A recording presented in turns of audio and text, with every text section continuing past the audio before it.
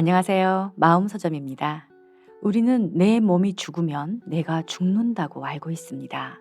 그래서 정말 크게 아프기라도 하면 죽음에 대한 엄청난 공포가 올라옵니다. 내가 죽으면 당장 내 가족은 어떻게 될까? 남겨진 내 아이들은 어떻게 될까? 그런 상상만 해도 눈물이 줄줄 흐르고 미어지는 고통에 가슴이 아픕니다. 그런데 그게 사실이 아니라면 어떨까요? 아인슈타인을 비롯한 세계 우수한 과학자들이 수없이 실험하고 증명한 결과는 우리는 육신이 아니라 영원히 살아가는 영혼이고 우리의 실체는 이 몸이 아니라 어떠한 형태도 없는 미세한 입자라면요. 저는 어느 날 이 빛들이 보이기 시작했어요. 가족들과 섬진강변을 걷다가 행복한 마음에 무심코 하늘을 바라봤는데 움직이는 빛 알갱이들이 보이더라고요. 그래서 가족들에게 와, 봐봐. 여기 빛들이 움직여. 그치? 이랬는데 다들 아무 말 없이 저를 보더라고요. 아니, 안 보여? 이렇게 여기저기 다 있는데 안 보인다는 게 이상할 만큼 모든 곳에 다 있었거든요. 그 이후로 이 빛의 정체가 뭔지 전 너무 궁금했어요. 내가 시력에 문제가 생겼나? 그동안 안 보이던 빛이 보이다니 내가 좀 이상해졌나? 불안하기도 하고요. 인터넷을 뒤져봐도 딱히 정보를 찾지 못했는데 어느 날 유튜브에서 김상훈 선생님의 거울 명상 채널을 보게 된 거예요. 김상훈 선생님께서 현실은 홀로그램이다. 우리는 무한한 빛이다. 이런 얘기들을 하셔서 너무 반가운 마음이었죠. 내가 이상한 게 아니었나 봐. 이런 안도감도 생겼고요. 그래서 채널에 알려주신 메일로 여쭤봤어요. 답변해 주신 내용을 읽어드릴게요. 우리는 각자의 꿈속에서 살고 있습니다. 꿈속에서도 오감을 느끼듯 현실 속에서도 오감을 느끼지만 생각이 사라지면 오감이 만들어낸 현실도 사라집니다. 100년간 꿈속에서 살기로 약속하고 꿈속에 들어와 사는 게 현실이죠. 그 사실을 알고 살면 자동차 내비처럼 관찰자의 무한한 눈으로 전체를 다 바라보며 가장 지혜로운 길을 가게 됩니다. 나 자신이 무한한 마음, 무한한 사랑이며 100년간 내 몸과 세상을 이용해 내 마음속을 경험하다 사라진다. 이렇게 답변을 받고는 더 혼란스러웠어요. 이 현실이 꿈이면 나도 사라지고 내가 사랑하는 가족도 내가 사랑하는 강아지, 고양이 다 허상처럼 사라진다는 건데 이게 말이 돼? 화가 나기까지 하더라고요. 그게 2019년 10월이니까 만 3년이 지났는데요. 그동안 제 삶에도 아주 엄청난 변화가 일어났습니다. 거울 명상과 또 관찰자로서 살아가려고 노력한 덕분이고 어떤 변화가 있었는지는 나중에 거울 명상 책을 소개할 때 공유해 볼게요. 이 책에 나오는 아인슈타인의 이야기는 정말 의외였는데요. 다 큰 어른이 되어서 그것도 대학 졸업 후에 뒤늦게 천재가 된 거 아셨어요? 이 세상 누구와도 비교할 수 없을 천재인 아인슈타인. 하다못해 애들 우유, 치즈, 학습지, 별의별 광고에 등장하는 똑똑이의 대명사인 아인슈타인이 태어날 때부터 어떤 타고난 자질이 있었던 게 아니었어요.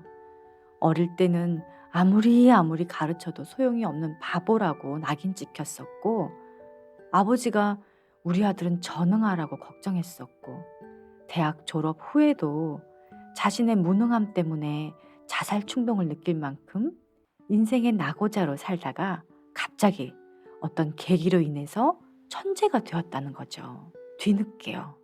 그랬던 사람이 어떻게 그렇게 천재로 변하게 되었는지 그 계기와 방법도 책에 나와 있습니다. 이 책의 맨 뒷부분인 에필로그 먼저 들려드릴 건데요. 김상우 선생님이 방송국에서 왕따 당하면서 겪었던 스토리와 또 이 책을 읽는 독자분들에게 기도하는 간절한 마음으로 전하시는 말씀이 있습니다. 들려드리겠습니다. 에필로그. 내가 입사 2년 차쯤 됐을 때의 일이다. 어느 날 출근해 보니 무척 깐깐해 보이고 똥똥한 사람이 새 부장으로 왔다. 권위의식으로 꽉 들어찬 사람이었다. 나는 첫눈에 불편함을 느꼈다. 그는 오자마자 내게 이런 지시를 내렸다. 우리 부서가 앞으로 추진하거나 개선해야 할 점들이 있을 거야. 그걸 묶어 보고서로 만들어 오게. 사흘간의 시간을 주지. 나는 선배들에게 이것저것 물어가며 열심히 보고서를 만들었다. 하지만 부장은 보고서를 봤더니 획 내던지는 것 아닌가? 어이, 저런 것도 보고서라고 만들었나? 도대체 2년간 뭘 배웠나? 그 말을 듣는 순간 목구멍으로 뭔가 울컥 올라왔다. 구체적인 이유도 제시하지 않은 채 남들 앞에서 나를 그토록 깡그리 무시하다니. 하지만 꾹 참았다. 홧김에 상사에게 대들었다간 화만 자초할 게 뻔했다. 네, 알겠습니다. 다시 써보겠습니다. 하지만 부장은 또 얼굴을 찌푸렸다.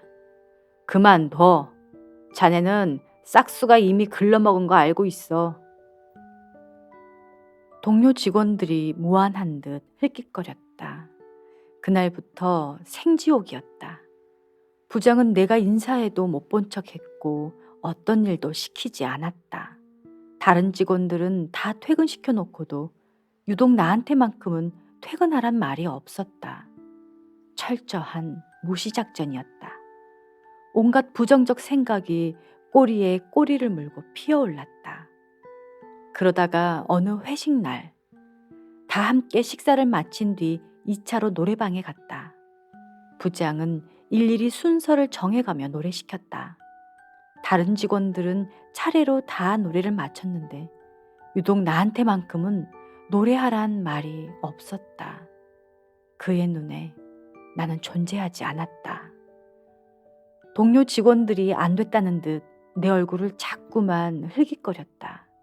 하지만 부장 눈치 보느라 누구도 내게 감히 말 한마디 건네지 못했다. 왕따를 당하는 거였다. 얼굴이 확확 달아오르고 목구멍으로 뭔가 자꾸만 치밀어 올랐다. 집에 가서도 잠이 오지 않았다. 난 이 회사에서 잘 되긴 틀렸어. 동료들도 날 무능하게 생각할 거야. 그런 나날이 계속 이어졌다. 어느 날 밤 뒤척이다가 간신히 잠이 들었지만 새벽에 돌연 엄청난 통증이 복부에 밀려왔다. 부장 얼굴이 다시 떠올랐다. 다음날 점심시간에 부랴부랴 병원에 달려갔다. 스트레스예요. 젊은이가 웬 스트레스를 그렇게... 의사가 혀를 끌끌 차며 약을 처방해줬다. 병을 얻으면서까지 이 직장을 다녀야 하나. 하지만 당장 직장을 바꾸기도 어려웠다. 아들이 쉽게 취직했다고 대견해 하시던 부모님 얼굴도 어른거렸다. 얼마 후 더욱 이상한 증세가 나타나기 시작했다. 출근 버스에서 내려 회사가 가까워지면 심장이 사정없이 두근두근 하는 거였다. 의사가 또 혀를 찼다.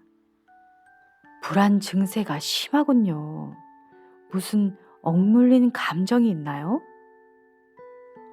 나는 그 사람의 그림자만 봐도 가슴이 두근거렸다. 혹시나 그의 목소리라도 들릴까봐 멀찌감치 돌아갔다.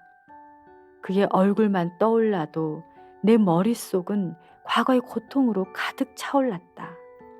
고통에서 벗어나기 위해 나는 그 고통을 억누르려 들었다. 그럴수록 그것은 마치 호리병 램프에서 빠져나온 진이처럼 더욱 기승을 부리며 피어올랐다. 나는 거기에 파묻혀 버렸다. 만일 그때 내 마음을 비춰주는 속 깊은 친구가 딱 한 명이라도 있었다면 고통은 쉽게 사라졌을 것이다. 학교에서 왕따를 당하는 경우도 그렇다. 방관하는 다수의 학생들 가운데 단 한 명만이라도 진정한 친구가 돼주면 고통은 사라진다. 정신분석가인 코엇은 인간은 누구나 자신을 거울처럼 비춰주는 타인이 필요하다고 말했다.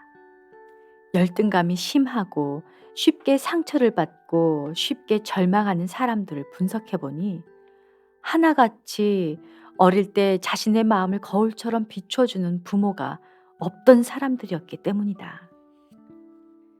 아이가 상처를 받을 때 상처받은 마음을 비춰주어 바라보도록 하면 그 상처는 사라진다. 화날 때 화난 마음을 비춰주어 바라보도록 하면 그 화는 사라진다. 누구나 자신의 마음을 비춰주는 거울이 필요하다. 어릴 땐 부모가 이 역할을 해준다. 하지만 어른이 되면 이 역할을 해줄 사람이 없다. 그래서 사람들은 고통의 바다에서 살아간다. 고통은 고통을 통해 영혼을 갈고 닦으라는 우주의 신호다. 그래서 고통은 외면하려 들면 더욱 심해진다.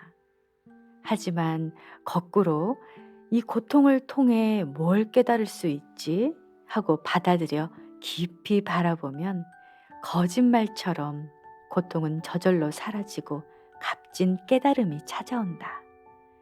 그래서 양자 물리학자들은 와칭을 신이 부리는 요술이라고 부르는 것이다. 미 국립과학재단에 따르면 사람들은 하루에 최고 5만 가지 생각을 한다고 한다. 그런데 그 가운데 10%만 쓸모 있는 것이고 나머지 90% 이상은 부정적인 것이라 한다. 교토대학의 연구팀은 사람들에게 20대에 고민했던 생각들이 정말 가치가 있었습니까? 하고 물어보았다. 사람들은 5% 정도만 가치 있는 생각이었고 나머지 95%는 삶에 아무런 영향도 미치지 못하는 부정적인 생각들이었다고 응답했다. 즉 우리는 깨어있는 인생의 90에서 95%를 아무 쓸모도 없는 부정적인 생각에 허비하는 것이다. 자신의 마음을 거울처럼 바라보지 못하고 그 속에 파묻혀버리기 때문이다. 얼마나 소모적이고 불행한 일인가. 내 마음을 비춰주는 거울은 내 안에 들어있다. 내 마음속의 관찰자가 바로 그 거울이다. 세상이 나를 버려도 관찰자는 변함없이 따뜻한 어머니처럼 언제나 미소 지으며 나를 감싸주고 위로해준다. 유혹에 흔들리고 있을 때 바라보면 그 유혹이 떨어져 나간다. 끙끙 앓던 문제도 실마리가 풀린다. 무엇보다도 우주만큼 넓고 깊게 바라보게 해준다. 나만의 이득에 집착하기보다 나보다 못한 사람을 연민과 사랑의 눈으로 바라보게 해준다. 삶도 그만큼 넓고 깊고 풍성해진다. 우리가 이 세상에 태어나 짊어지는 모든 고통과 고민은 바라봄으로써 해결된다. 단지 이 와칭 요술은 바라보는 만큼만 일어난다. 깊이 바라보면 깊이 일어나고 얕게 바라보면 얕게 일어난다. 나는 우주의 가장 깊은 원리와 진실이 거울처럼 고스란히 이 책에 투영되도록 간절히 기도하며 원고를 썼다. 관찰자의 눈으로 바라보고 또 바라보려고 애썼다. 생각이 막힐 땐 어느새 관찰자가 고요히 나타나 생각을 풀어주었다. 부디 이 책을 통해 신이 부리는 요술이 여러분의 머릿속을 거울처럼 비춰 깊은 변화가 일어나길 기도한다. 김상원 선생님의 간절한 마음이 전해지셨나요? 다음 시간에는 본문 뒷부분의 일부를 들려드리는 시간을 갖겠습니다. 구독과 좋아요, 알림 설정을 해놓으시면 마음 서점의 새로운 영상 소식을 빠르게 받아보실 수 있습니다. 함께 해주셔서 감사합니다. 2편에서 뵙겠습니다.